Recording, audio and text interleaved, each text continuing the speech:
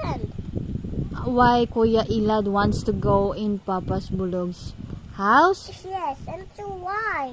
Because he wants to attend the Edan's birthday tomorrow because And so why? he wants to eat a lot. And what happened? It's my birthday. It's not your birthday, it's baby Edan's birthday. No, it's my birthday. Your birthday is on June 13. So maybe the next day is your birthday also. What cake do you like? I want the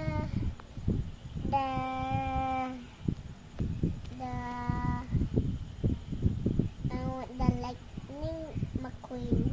Oh, you like the Lightning McQueen cake? Yes. Okay.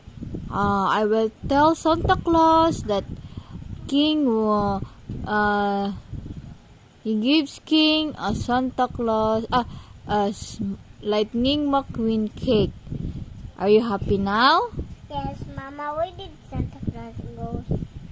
Somewhere.